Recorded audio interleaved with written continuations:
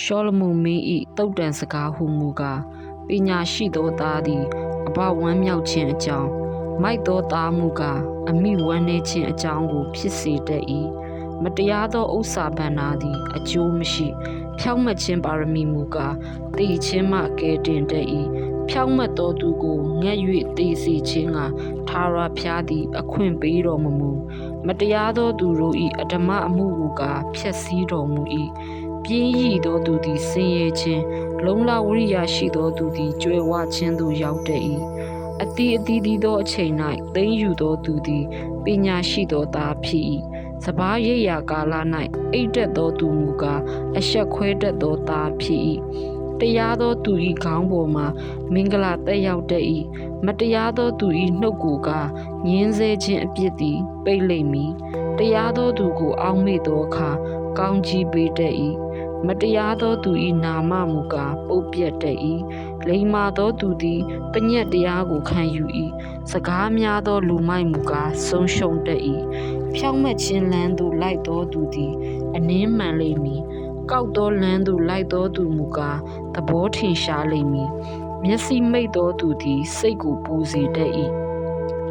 စကားများသောလူမိုက်မူကားဆုံးရှုံးတတ်၏ဖြောင့်မတ်သောသူ၏နှုတ်သည်အသက်ရည်တွင်ဖြစ်၏မတရားသောသူ၏နှုတ်ကိုကားညင်းဆဲခြင်းအပြစ်သည်ပိတ်လိမ့်မည်မုန်းသောစိတ်သည်ရန်တွေ့ရာသို့တိုက်တွန်းတတ်၏ချစ်သောစိတ်မူကားခတ်သိမ်းသောအပြစ်တို့ကိုဖုံးအုပ်တတ်၏ဉာဏ်ကောင်းသောသူသည်ပညာစကားကိုပြောတတ်၏ဉာဏ်မဲ့သောသူ၏ကြောအဖို့ကြိမ်လုံးရှိ၏ပညာရှိသောသူတို့သည်ကြားသိသောအရာကိုသိမ်းထားတတ်၏မိုက်သောသူ၏နှုတ်မူကားအကျိုးနည်းခြင်းနှင့်နီးစပ်၏ငွေအားတက်သောသူ၏စည်းစိမ်သည်သူ၏ခိုင်ခန့်သောမြို့ဖြစ်၏ဆင်းရဲသားတို့၏ဆင်းရဲခြင်းမူကားသူတို့၏အကျိုးနည်းခြင်းအကြောင်းဖြစ်၏ဖြောင့်မတ်သောသူ၏အလုအကိုင်သည်အသက်နှင့်၎င်းမတရားသောသူ၏အကျိုးစီးပွားသည်အပြစ်နှင့်၎င်းရှင်၏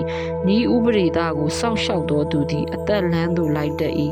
ဆုံးမခြင်းကိုညှင်းပယ်သောသူမူကားလမ်းလွဲတတ်၏အညှိုးဖွဲ့သောသဘောကိုမူသာနှုတ်ခမ်းဖြင့်ဖုံးထားသူ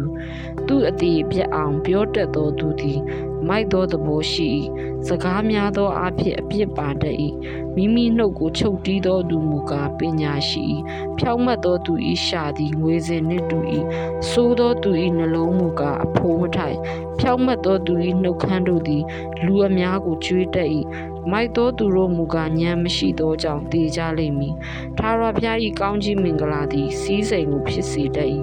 ထိုစည်းစိမ်နှင့်လည်းဝမ်းနည်းခြင်းအကြောင်းကိုရောနှောတော်မူ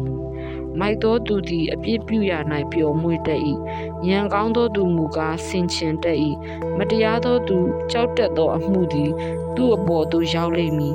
ဖြောင့်မတ်သောသူတောင်းတသောအကျိုးကိုကားဘုရားသခင်ပေးတော်မူမည်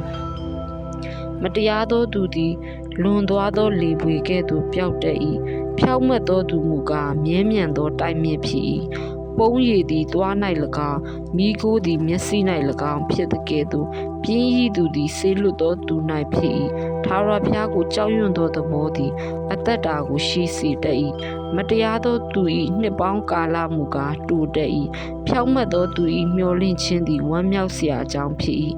ဆိုးသောသူ၏မျှော်လင့်ခြင်းမူကားပျောက်ပြတ်လိမ့်မည်ထာဝရဘုရား၏တရားလမ်းသည်ဖြောင့်မတ်သောသူခိုင်ခံ့ခြင်းအကြောင်းဖြစ်၏မတရားသဖြင့်ကျင့်သောသူတို့မူကားပျက်စီးခြင်းသို့ရောက်ရကြလိမ့်မည်ဖြောင့်မတ်သောသူသည်အစဉ်မပြတ်နေရာမှမရွှေ့ရ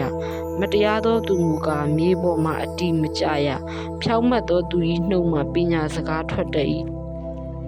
ကောက်လိမ်သောရှာမူကားအဖြတ်ခံရလိမ့်မည်ဖြောင့်မတ်သောသူ၏နှုတ်ခမ်းတို့သည်နှစ်သက်ဖွယ်သောအရာကိုတည်ကျွမ်းတတ်၏မတရားသောသူတို့မူကားဆန့်ကျင်သောစကားကိုပြောတတ်ကြ၏